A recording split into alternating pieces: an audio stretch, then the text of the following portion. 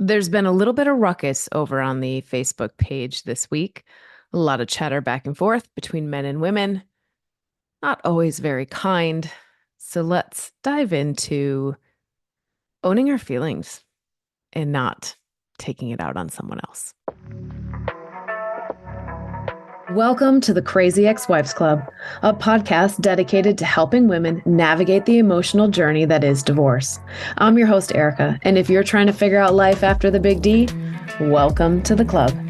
Whether you're contemplating divorce or dealing with the aftermath or any of the many phases in between, the club has got you covered. Each week, you'll hear stories from women who have been in your shoes. This isn't about spilling tea on divorce details. This is about giving you the tools to take control of your own healing journey. Listen in weekly for advice, tips, and tools to help you move through each stage of the process. Welcome back to another episode of the Crazy Ex-Wives Club. I'm your host, Erica, and today I just wanted to chat about what I'm observing on social media. The conversations that are flowing in, the comments that are floating in, because it's really highlighting the divide that we've created, and it's highlighting the divide we need to close to be able to really move forward collaboratively. Whether or not you want to collaborate with the dude who's leaving a nasty comment or some other dude, the reality is that we have to learn to be able to understand each other. All the comments this last week, another reel, I knew something had a hit over the weekend because I woke up and my phone was out of control with comments of people commenting back and forth to each other. If you've been listening for a while, you know that this space is very consciously created to focus on the growth, the transformation, the betterment that happens, because the reality is that divorce sucks. Most people don't want to get divorced. They just feel like there's no other alternative. And so to take something that already hurts and sucks and pisses you off and is being created because there are years of hurt and resentment and feeling unheard, it doesn't take a lot of energy to create complaining, to create more negative energy. It takes effort and focus to be able to see the growth and the benefit that came from it, to be able to create awareness from it. So these comments that are showing up online are showing all the places that people are still hurt, and they're arguing and fighting all about the same topic. Both men and women are showing up to argue about why they were justified in their decision. A lot of women are showing up to argue why their ex-husbands didn't listen, didn't show up, constantly berated them, or did other things that they no longer wanted to stand for. And men are showing up to say, get back in the kitchen and make them a sandwich. Literally the comment that rolled in today. As these comments show up, I like to talk to some of them, because the majority of times when somebody throws something that mean in a comment, it's because they have experienced something that was painful themselves. The majority of the time when I show up not to fight and argue with them, but to seek to understand where they're coming from, it comes out that they too have been hurt. They too have had their hearts broken. They felt misled. They felt betrayed. They felt that their partner had weaponized sex, had used their emotions to control them while they had given everything. And I want you to think about your own relationship. Would you sit in a place to say that you feel like you've given everything? I did. I absolutely did. I felt like I was giving everything. I was working full time. I was paying for daycare. I was paying for the house. I got our child to daycare. I had him at night. I had him all weekends. I felt like I was giving everything for what I thought I was supposed to do to be able to have a healthy and a happy marriage. A lot of these guys in the comments feel like that too. So then what's the problem? The problem is that we are not effectively communicating what our needs are. And it's so much more than just being able to share what you want. And here's why. Sometimes we don't know. So sometimes I think I know, I think I know what I want from my partner. I think I know what I need to communicate or what I'm asking for. And then whether or not he does it, but let's say in this instance he does it, and all of a sudden it still hasn't hit the mark. I still am left wanting. I still am left unfulfilled. Why? Because it wasn't really the thing that I needed.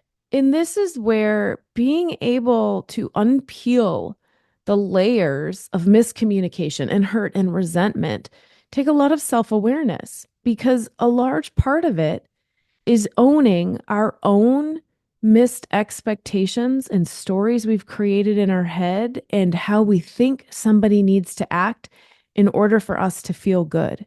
And when we're able to peel those two apart, not only to be able to communicate what our needs are, but to first do the step to get clear on what are our expectations. Why are we expecting our partner to act this way? Why do I want my partner to do this thing? Why do I need him to show up a different way? When you do that work, now you can show up and clearly communicate what you're really needing. Our emotions, they like to drive the bus.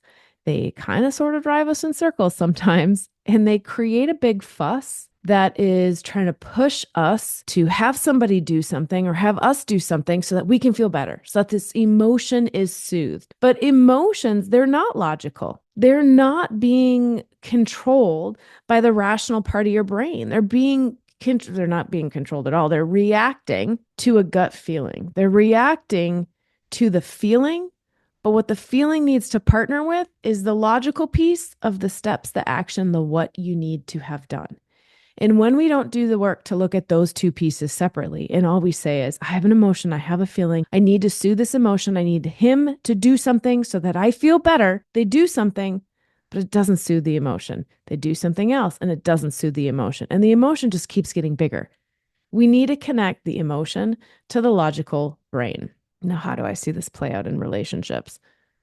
If you are unhappily married right now, here is what I see. And you can think this over and reflect and say, is there a possibility that this is happening in my marriage? Because everybody chooses to see what they want to see. They choose to see what they need to see based on the stories and the expectations that they have created in their mind.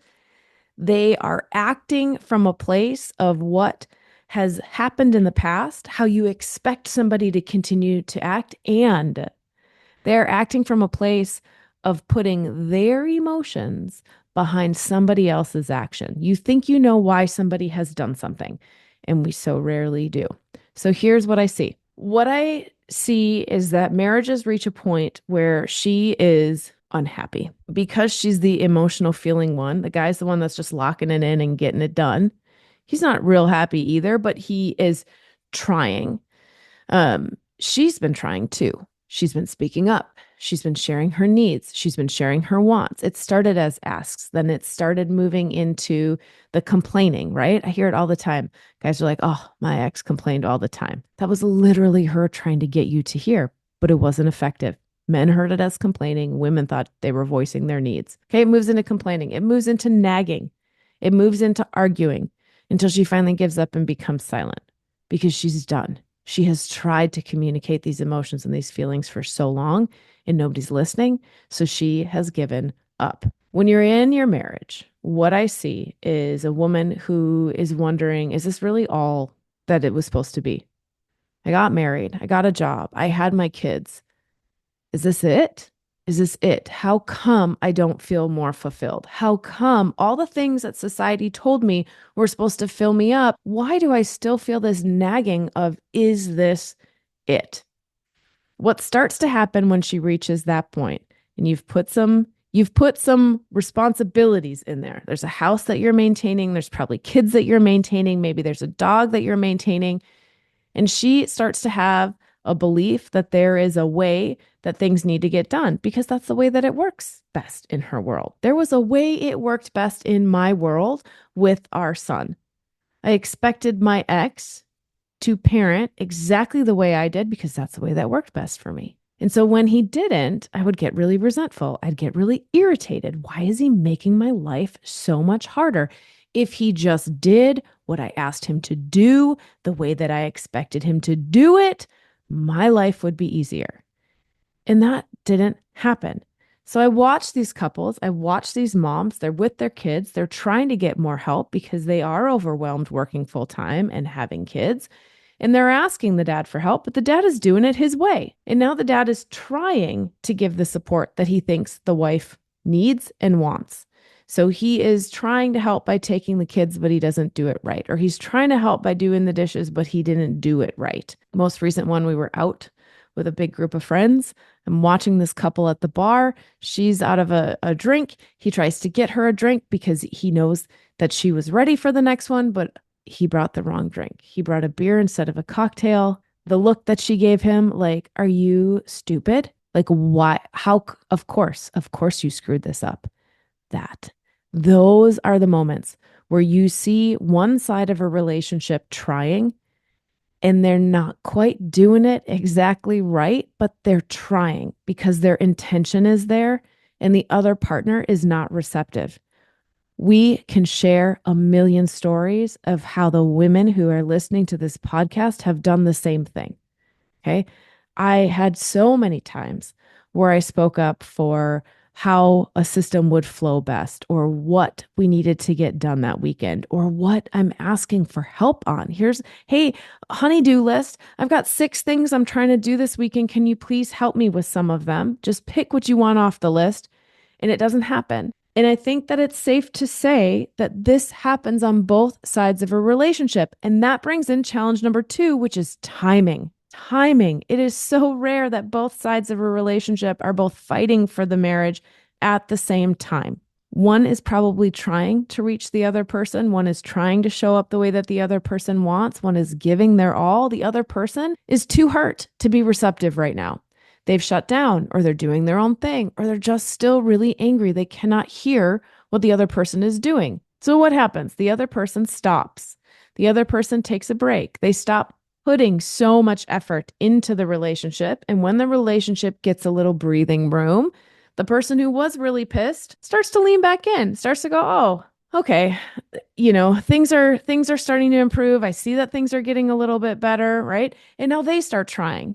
But the person who just quit on trying is hurt that their efforts were not acknowledged. In this cycle, this chicken or the egg goes on and on and on. And we do it all the time, even outside of relationships. I'm watching a group of kids go through this right now. Well, she's being mean. Well, she's being mean. Well, she's being mean. I don't care who's being mean. Who wants to be nice? Who wants to start by being kind? Does not mean that you allow somebody to mistreat you, right? We need boundaries, but we can't continue to believe or to see that the problem is only one-sided. If you know there are things you can do that push their buttons, then there are things you can do to open up space for them to see if there's an opportunity to work on it. So I'm watching this pain unfold in Facebook, and I am trying to have the conversations that say, hey, hold on a second. You don't need to be mean. Like, yes, somebody hurt you, and that was wrong. That was wrong that somebody weaponized sex against you. That was wrong that you lived in a sexless marriage. That was wrong that she took your money or your house or your kids. Those are all wrong. And it doesn't mean that we should continue the cycle of hurt. It doesn't mean we should continue to bring more anger and negativity into the situation. So from where you're sitting at, start to reflect on what are the pieces that you could do differently. Doesn't mean you did them wrong. We all do the best we can in the moment that the thing is happening. I thought I was doing the best that I could. So my favorite example, I've used it before, about cutting grass. So when we moved from California to the Midwest, I grew up in the Midwest, right? My dad taught me how to mow the lawn. There was a specific way we had to mow the lawn. I knew that's how he taught me. My dad is the expert. And I married a man from California who had rocks for a front yard and really didn't mow. Neither sides of his family owned a lawnmower because nobody was paying for water to irrigate a yard in California. Okay, So now we move to the Midwest and we have to maintain a yard. And what do you think happens? Me, who was raised in the Midwest and was taught how to mow the lawn, thinks that I have the right answers. And so I'm recommending he cut the yard different. And then I'm telling him he should cut the yard different. And then I'm complaining about why the hell he doesn't do the yard the right way. That was me trying, in my innocence, trying to help my partner do something in a more effective or a better way. When we finally separated and the yard became my responsibility, I was able to go back and acknowledge all of the things that he was doing that I didn't see or that I was constantly judging him on. And how terrible does it feel to be constantly judged? If you are feeling constantly judged by your partner or your ex, if he's always saying mean things, doesn't feel good. So if you are unhappily married, being able to do a little reflection, do a little ownership, and say, hey, yep, probably not the nicest way I've done it in the past. I can choose to do something different. And in all honesty, this step, this self ownership, self accountability over the places that, hey, maybe you haven't been as loving as you intended to be when you got married, because life is life and life is hard and life is stressful and you're overwhelmed. And we can create a list of why you didn't show up the way you wanted to, but that part's not important. The part that's important is saying, maybe I have some opportunity too. And what can I own in my own journey so that I put less of the junk in our relationship? And that is the first step for you to be able to get clear on whether or not your marriage is savable. Because there are going to be issues in a marriage. I was thinking about this the other day, and it really frustrates me. It really frustrates me to see so many accounts talk about their soulmate relationship, and, or even worse, I watch a lot of people who get divorced and then proclaim that they found the magical one. And all of a sudden, all the issues that they had in their marriage are gone because now they found the right one. They never fight and they never argue, and conversation just flows. And I kind of call bullshit on that, because there isn't any relationship that doesn't take co-creating and take multiple point of views to try and move forward together. I mean, even if you're looking at yourself to your parents, yourself to your siblings, yourself to your same-sex best friend, there are always places where you are having to collaborate and identify what each person wants. You know, hey, I want to go out to dinner with my best friend. Where do you want to go? Oh, I want tacos. Where do you want to go? Oh, I really want burgers. Okay, guess what?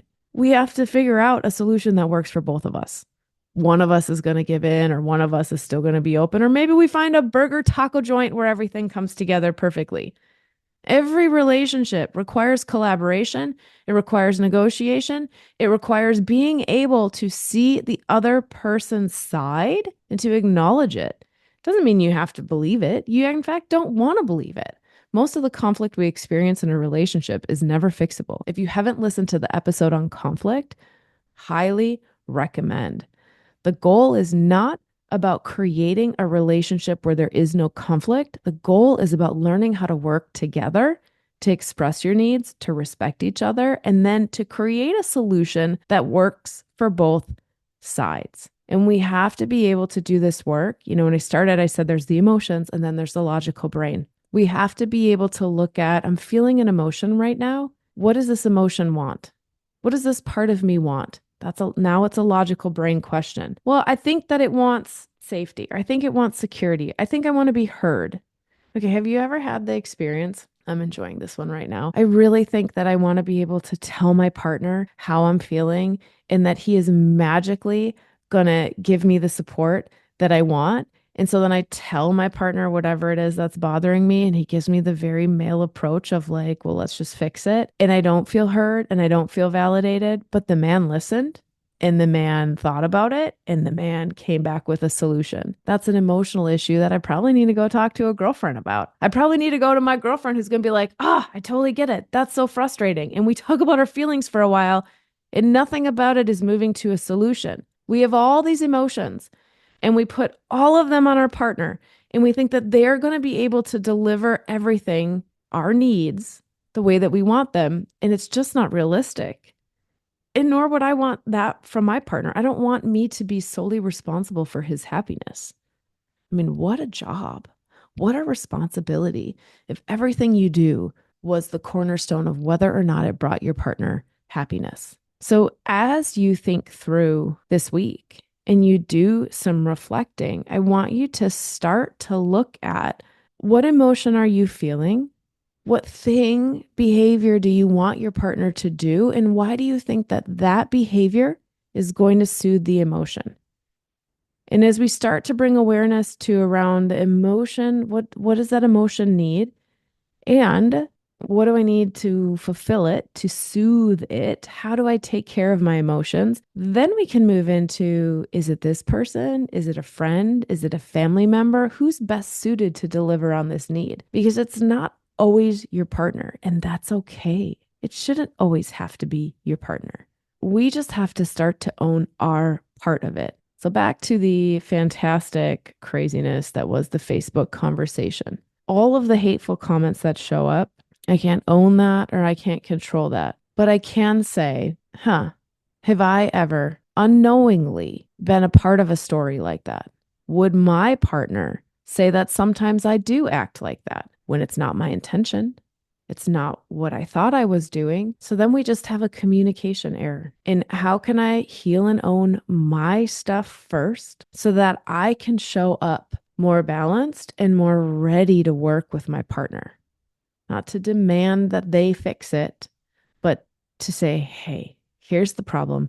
Here's the thing I'm feeling. And I think this is the thing that will help me feel better. Can we work on this together? I really hope for those of you who are stuck in the unhappily married space that this gave you something new to go try, because there is nothing worse than sitting in a space where you feel like you've tried and tried and tried. I used to bring home books. I'd be like, oh my gosh, we should read this book together. Oh my gosh, I watched this video, and I'd try and negotiate us through a conversation on how we were going to fix our marriage. And then I would be nice and I would ask and say, can you please help me with this? And then I would be mad and say, you didn't do this. Why are you making things harder? I tried all these things. And I kept thinking that the problem was outside me. I kept thinking that if he only did things differently, then this would be fixed. If he made my life easier, then this marriage would be just fine. If he made my life easier, I wouldn't be so crabby. I wouldn't be so angry all the time. Then we would get along better. Okay, chicken or the egg? Can I own some of my own mess? Can I show up in a space where I'm not always angry and hurt? But to do that, I need to own my own healing. It's not his job. It's not my therapist's job. It's my job to choose how I want to feel and how I want to show up. If you are struggling with this, that's okay. This is like big self-awareness stuff. Big self-awareness stuff. I'm happy to help you. We've had a ton of therapists on that are happy to help you. Just reach out. Go over, I would tell you Instagram's a little easier. Instagram or email, send me a message. Let me know where you're struggling. Let's set up some time. I always do a free 15-minute consultation if you want to talk through what support might look like for you. We can talk through if support is even the right next step, or if there are some other free resources that you want to start with. I just don't want you guys to feel alone and struggling with your feelings, because when we are alone and struggling with our feelings, we get the hate that is currently floating through the Facebook comments, the name calling and the rude comments. And I spent a lot of time this morning. I just was like, hey, I've told you before, don't be mean and don't be rude. And if they keep doing it, they get blocked, because it's not a space for that. This stuff is hard enough. It is hard enough when you are struggling in your marriage, when you're struggling in your separation, when you're trying to figure out life after divorce. If you are trying to figure out life after divorce, start to really think through, what would you have done differently in your marriage? What do you want to set your intention as moving forward?